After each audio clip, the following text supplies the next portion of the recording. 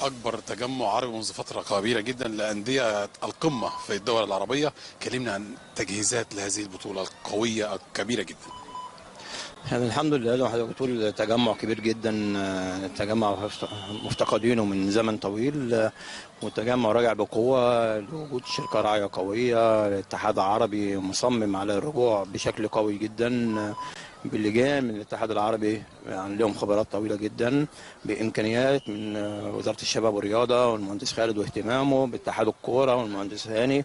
كل الامور الحقيقه الناس كلها بتساعد، الامن، القوات المسلحه، كله بيساعد الحقيقه، محافظ اسكندريه، فكله بيساعد على ان البطوله تطلع بشكل قوي جدا، فتبقى بدايه وبدايه قويه جدا للبطوله العربيه، خاصه ان الافتتاح جاي مع اعياد 23 يوليو، افتتاح الاستاد الاسكندريه بعد تطويره والاصلاحات اللي تمت فيه، ومع افتتاح اول يوم في البطوله باسكندريه. احنا عارفين يوم 22 في مباراه الاهلي والافتتاح هناك في القاهره اهلي وفيصلي. هنا ان شاء الله هيبقى في مباراتين يوم 23 مع مباراه الزمالك، لان الزمالك المجموعه بتاعته اتنقلت من استاد الجيش برج العرب لاستاد اسكندريه. اسباب ان في مشكله حصلت في الاستاد الجيش برج العرب مع بعض الفلتانين من جماهير نادي الزمالك، واللي حصل في الاستاد، فبالتالي لازم يبقى نادي الزمالك يبعد شويه عن المكان دوت. فتم الاتفاق ان المجموعتين يتبدلوا، فالاتحاد العربي مشكورا ان هو وافق طبعا، لان المواعيد هي بتاعت المباريات والاقامه هي ما فيش اي تغيير حصل. خليني أكلمك عن اهتمام غير عادي سياسيا ورياضيا بهذه البطولة، وجود رئيس الاتحاد الأفريقي في افتتاح استاد اسكندرية وافتتاح مباريات الإسكندرية، أعتقد دافع كبير جدا للبطولة. اكيد طبعا التجمع اللي هيبقى موجود الحقيقه رئيس الاتحاد العربي، رئيس الاتحاد الافريقي، في وزير الشباب والرياضه، وزير الانتاج الحربي، لانه طبعا هم اللي كانوا شغالين في الاستاد، في المهندس هاني ابو ريده، وبتقله طبعا لازم نديله حقه، بتقله في الاتحاد الدولي. كل القيادات دي الموجوده، اعضاء الاتحاد العربي، ضيوف كتير جدا الحقيقه موجودين في الافتتاح وموجودين في مصر حاليا.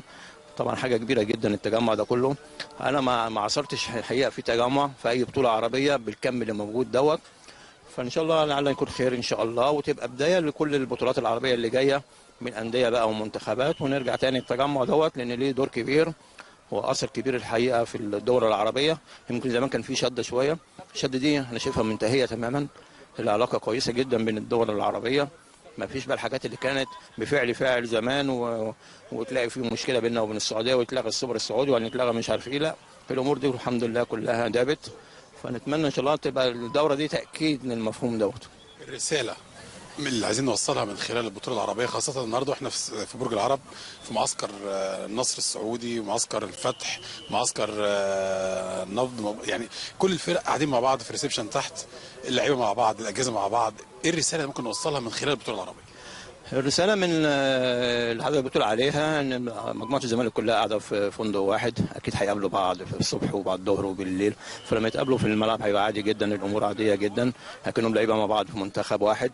فدي طبعا هي دي الرسالة ان احنا بنوصل للعالم كله ان العرب زي ما هم ما بيقولوا متمزقين ومتفرقين، لا، العرب هم كلهم واتجمعوا في بطولة بشكل قوي جدا. يعني الانديه اللي جايه دي لها اسماء قويه جدا، ولهم تقل في المجال الكوره، وبعدين اكبر ناديين في افريقيا موجودين في بطوله واحده، دي ما حصلتش من مده طويله.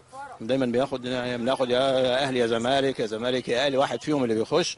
نادي الهلال ونادي النصر برضه ناديين كبار جدا ولهم تقل الحقيقه. النادي الفيصلي من الاردن، تعرف الفيصلي والوحدات اللي انا اعرفهم، المريخ السوداني، المريخ والهلال السوداني، واحمد وجيله والعهد اللبناني.